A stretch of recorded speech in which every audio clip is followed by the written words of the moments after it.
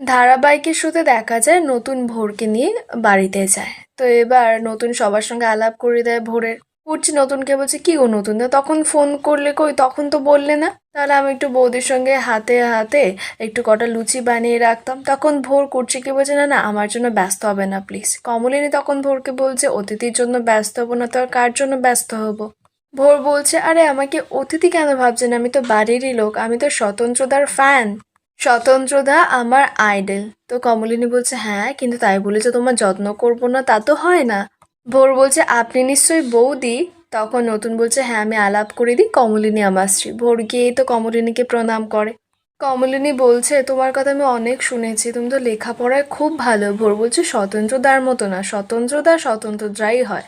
তখন করছি ভোরকে বলছে আরে সবাই তো সেম হয় না, এক একজন এক এক রকম হয়, তুমি তোমার মতো। কমলিনী তখন ভোরকে বলছে এমনিতেও তোমার সঙ্গে আমার দেখা হতোই, জানোই তো আমার মেয়ের বিয়ে। ভোর বলছে হ্যাঁ স্বতন্ত্রদা বলছিল আপনার মেয়ের বিয়ে। তখন কমলির কথাটা শুনে নতুনের দিকে তাকিয়ে বলছে আমাদের মেয়ের বিয়ে। ভোর বলছে হ্যাঁ হ্যাঁ স্বতন্ত্রদা বলছিল। নতুন তখন ভোরকে বলছে যে আমাদের বাড়ির বড় দুই গার্জেনের সঙ্গে আলাপ করিয়ে দিই। দুই ঠাম্মির সঙ্গে আলাপ করিয়ে দেয়। নতুন তো মাসি ডাকে, তো ভোর বলছে নিজের মাসি। তখন ভোর গিয়ে ওনাদেরকে প্রণাম করে। তো এবার ছোট ঠাম্মি ভোরকে বলছে যে মাসির মধ্যে মা আছে না, মাসি তো মায়েরই মতো তাই না। তখন বড় ঠাম্মি ভোরকে বলছে নিজের থেকেও অনেক আপন, ও আমাদেরকে যেভাবে দেখে না। নতুন তখন ভোরকে বলছে আমার সব থেকে প্রিয় বন্ধু এবং কাছের মানুষ হলো ছোট মাসিমা মানে কমলিনীর শাশুড়ি। তো ভোর তখন বড় ঠাম্মির কথা জিজ্ঞেস করছে যে উনি, তো নতুন বলছে যে উনি ছোট মাসিমার দিদি। নতুন তারপরে ভোরের সঙ্গে বাড়ির সকলের আলাপ করে দেয়। বর্ষা তখন ভোরকে বলছে কি মিষ্টি দেখতে গো তোমায়। কমলিনী তারপরেই ভোরকে জিজ্ঞেস করছে কি খাবে তুমি, মানে কি খেতে ভালোবাসো তুমি। ভোর বলছে না না আজকে কিছু খাবো না, আজকে তো আমি জাস্ট আলাপ করতে এসেছি আর স্বতন্ত্রদার নামে কমপ্লেন করতে। কমলিনী বলছে তাই নাকি, তা কি করেছো তোমার স্বতন্ত্রদা।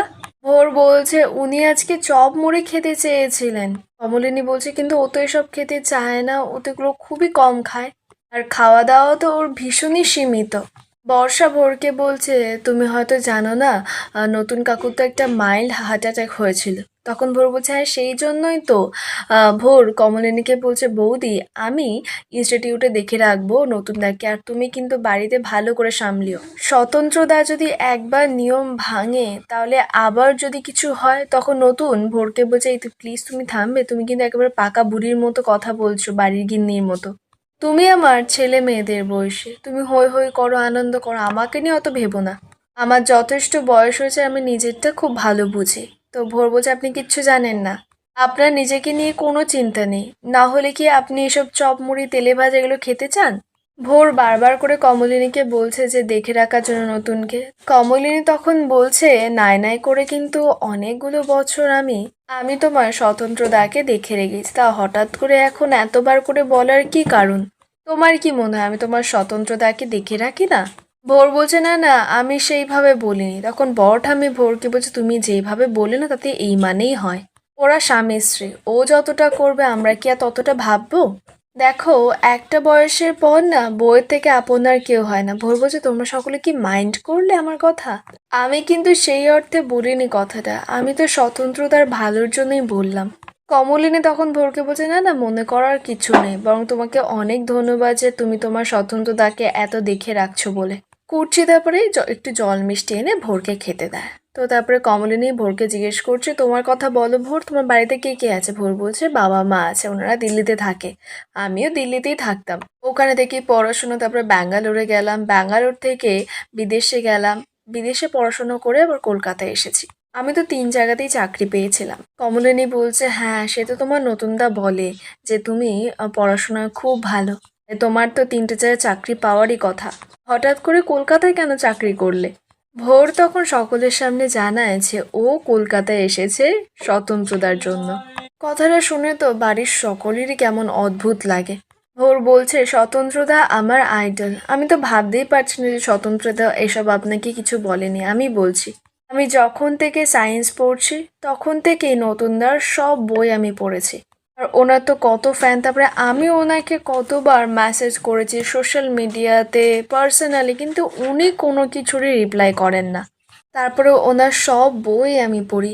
আমি ঠিক করেছিলাম যে যদি কখনো আমি এই ধরনের চাকরি পাই, তো তাহলে আমি নতুনদার সঙ্গেই কাজ করব। আর চাকরিটা যখন একবার পেয়েছি, এই সুযোগটা কি কখনো মিস করা যায়, নতুনদার সঙ্গে কাজ করার সুযোগটা? করছি তখন ভোরকে বলছে, বাবা তাহলে তো তোমার স্বপ্ন পূরণ হলো বলো। ভোর বলছে, হ্যাঁ। এদিকে কমলিনীর মুখটা তো একেবারে ছোট হয়ে গেছে, নতুন তো বুঝতেই পেরেছে, চুপ করে দাঁড়িয়ে আছে। করছি তখন নতুনকে বলছে, ও নতুনদা দেখেছো তোমার প্রতি ওর কত ভক্তি। ভোর তখন বলছে যে শুধু ভক্তি করি না, স্বতন্ত্রদা তো খুব মাই ডিয়ার, আমি ওনাকে খুব ভালোবাসি। কথাটা শুনেই তো বাড়ির সবাই অবাক হয়ে গেছে। কমলিনী তো নতুনের দিকে তাকাচ্ছে, নতুন তখন বলছে, আরে ওকে বেশি উস্কিও না, ওর মাথার তার কাটা আছে, কি না কি আবার বলবে। কমলিনী তখন জিজ্ঞেস করছে ভোরকে, তা তোমার বাড়ি কোথায়? তো তখন ভোর বলছে যে একটু দূরে। তো কমলিনী বলছে, তা কোথায় সেটা? তখন ভোর বলছে যে সল্ট লেকে। ওই একটা 2 BHK রুম নিয়ে ভাড়া থাকি, যদি মা বাবা কখনো আসে তো ওনারা থাকবেন। তো কমলিনী শুনে বলছে, ও বাবা সে তো অনেকটা দূর, তোমার তাহলে যেতে হয় ইনস্টিটিউট থেকে। তখন ভোর বলছে, হ্যাঁ আমি একটা ক্যাব ধরে চলে যাব। নতুন তখন আগ বাড়িয়ে বলছে, আমি তো কুর্চিকে ছাড়তে যাব ভোর, আমি তোমাকেও ছেড়ে দিয়ে আসবো। কমলিনী তো ভালো লাগছে না, কিন্তু কি করবে, সহ্য করতে পারছে না, চুপ করে আছে। ভোর নতুনকে বলছে, নতুন দা তোমার অসুবিধা হবে না তো? নতুন বলছে, না না অসুবিধা কিসের, কুর্চিকে ছাড়তে যাব, তার রাস্তায় তোমাকেও ছেড়ে দিয়ে আসবো। তো এবার তখন মিটি নতুনকে বলছে, নতুন কাকু আমাদের যে একটা মিটিং ছিল বিয়ের ব্যাপারে, আজকে ফাইনাল মিটিং, তোমার নিশ্চয়ই মনে নেই তাই না? নতুন বলছে, মনে কেন থাকবে না, নিশ্চয়ই মনে আছে, এসে না মিটিংটা করব। কমলিনী তখন মিটিকে বলছে, মিটিংয়ের কি আছে, যা যা প্ল্যান করো তোমার তো সব প্ল্যানিং হয়ে গেছে, দেখতে পাচ্ছ না নতুন কাকু এখন একটু ব্যস্ত আছে, ওনাকে এইভাবে ডিস্টার্ব করার কি আছে? নতুন কাকু এখন একটু ব্যস্ত, ভোরকে ছাড়তে যাবে, শুনতে পাচ্ছ না, মেয়েটা কি একা একা যাবে? তখন নতুন বলছে, আরে বাবা আমি কুর্চিকে তো ছাড়তে যাবো, সেই জন্য ওই পথে ওকেও ছেড়ে দিয়ে আসবো, ব্যাস। কুর্চি তখন বলছে নতুনকে যে, নতুন দা আমাকে কিন্তু ছাড়তে যাওয়ার কোনো প্রয়োজন নেই, আমি চলে যেতে পারবো, আর তা না হলে অয়নকে ডেকে নেবো। নতুন বলছে, এমন কোনো দিন হয়েছে? তখন কুর্চি বলছে, না না বলছি। নতুন বলছে, কোনো সমস্যা নেই, আমি তোমাকে ছেড়ে আসবো, আর ওই রাস্তায় ওকেও ছেড়ে আসবো। কমলিনী তখন ভোরকে বলছে, তোমাকে কিন্তু এখন থেকেই বলে রাখছি, তোমাকে নিশ্চয়ই নতুনদা বলেছে যে আমার মেয়ের বিয়ে, তো উনি তো বলতে পারবে না, কারণ আমার মেয়ের বিয়ে, তাই আমি তোমাকে নিমন্ত্রণটা করে রাখলাম, তোমাকে কিন্তু আসতেই হবে। নতুন তখন কমলিনীকে বলছে, আমাদের মেয়ের বিয়ে, তোমার মেয়ে কি আমার মেয়ে নয়? কমলিনী বলছে, এতদিন তো তাই জানতাম। নতুন বলছে, তাহলে এখন কিসে বদলে গেল ব্যাপারটা? কমলিনী বলছে, কিছু না, থাক না এখন এসব কথা। বরঠামি তারপরেই ভোরকে জিজ্ঞেস করছে, তা তুমি তো এত সুন্দর দেখতে একজন মেয়ে, পড়াশোনায় এত ভালো শিক্ষিত, হাই এডুকেটেড, তা তোমার মা বাবা তোমাকে বিয়ে দেননি, তোমার জন্য ছেলে ঠিক করেনি? তো তখন ভোর বলছে, আসলে আমার বাড়িতে বিয়েটা অত ম্যান্ডেটারি নয় যে করতেই হবে বলে, আর আমারও অত আগ্রহ নেই বিয়ে করার, সেই কারণে মা বাবা অত ছেলেও দেখে না। তখন ছোটটা আমি ভোরকে বলছে, সে কি কথা, তুমি কি সারা জীবন একাই থাকবে? ভোর বলছে, আমি সত্যি বিয়ে করতে চাই না। কুচি তখন ভোরকে জিজ্ঞেস করছে, কেন বলো তো? ভোর বলছে, আমার আইডল স্বতন্ত্রদা, কাউকে বিয়ে করতে ইচ্ছে করলে এরকম একজন মানুষকে খুঁজেই বিয়ে করতে ইচ্ছে করবে, আর সেটা তো সম্ভব নয়, এরকম মানুষ আর পাওয়াও যাবে না, এক পিসি হয়।